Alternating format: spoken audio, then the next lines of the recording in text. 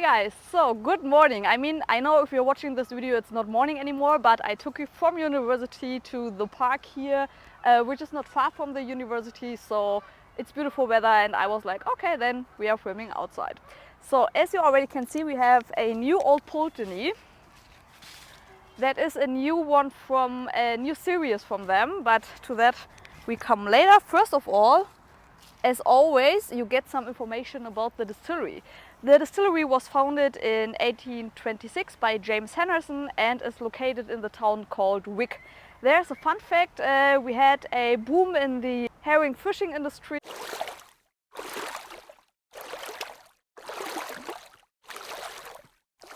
And so it becomes bigger and bigger, and so it was kind of overwhelmed by this industry, and so the town had to be drained, so no alcohol at all, because they had fear that it would be like out of control with the fishing industry and alcohol. So alcohol was prohibited and the distillery was shut down in 1930 and was reopened like 21 years later in 1951. It has a lot of changes of the owner, but after sold to being in-house, there has been the first official bottling by them in 1997. So we have a lot of time difference between here. And finally, there was a new owner changing in 2006, and now it's held by the International Beverage Holders till today. So, as I already mentioned, this series is a new collection by Old Pulteney. We have the first edition of this new series called the Coastal Series, and we have 46% of ABV. It's non-chill filtered, and it was matured in American oak cask first, and then it was transferred to ex-wine cask to ex-Pineau Des Charentes. Yeah, I know that was not correct, but I don't know how to pronounce it, so you know what I mean. And they are existing of French oak, and also the cask, so it's told, that are hand selected by the master blender Stuart Harvey. A quick information about the new series or about the new collection. The distillery manager Waring told that they want to show what influences the coastal location can have, and that you can recognize it, so they are working with partners that are on the coastal side as well. To show this influence. So, but I would say talked enough, and now I'm excited about this new bottling.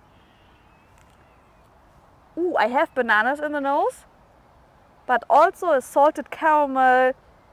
You've got the maritime note, there's a little bit of salt in it, and it's like if you are breathing in the sea air. I also have like a little bit honey, but not the sweet honey, but the like there in honey in Germany we have a honey that is made out of flowers that is not that sweet, and I have this here, and also like if I'm going through the forest, I really like that. So it's a little bit earthy as well. So yes, I like the nose, and I say slanche, guys.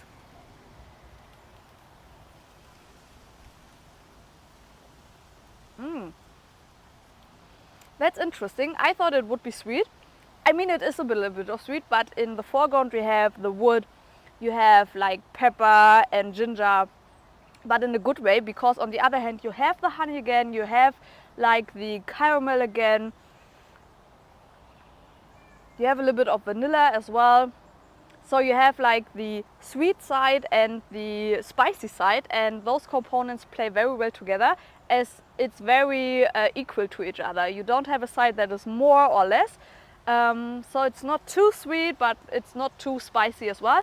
Although you need to like this wood influence. I mean, it's not that much. Yeah, we already had whiskies that have more wood influence, but you need to like it. If you're a guy that doesn't like wood, then it's nothing for you. And also the maritime character goes through. So you have a little bit of fresh sea air, a little bit of salt, which is pretty cool. I really like that. And the finish is quite long, and you also have a great mouth feeling. It's oily, it's creamy, it's a little bit thick. So the 46% from my side are perfect. the finish is quite long, and here you get more spices. That reminds me of Christmas time already. Like you have a little bit of cinnamon, a little bit of anise, a little bit of nut as well. It's getting nutty in the finish, so this is pretty cool that you have more spices in the finish and like more wood tones as well. And but it's not too much. I really like this finish as it's rounded this whiskey up. I really like that. It's a very round whiskey. You can take your time with. So yeah, I like it. It's definitely my taste, but I like Old Pulteney anyway.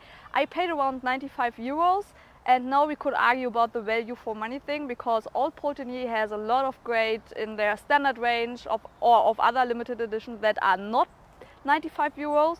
So yes, it's delicious. I really like it. It's my taste at all, but as you have a choice of other ranges there, I'm not sure if I would buy it again for 95 euros. You know what I mean?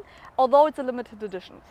Maybe you get a sample before you buy it, just to try, because as said, they have a lot of other bottlings that are not that expensive, and they are delicious as well. So yes, that's the only point I have about this whiskey. Otherwise, it's really delicious and I really like it.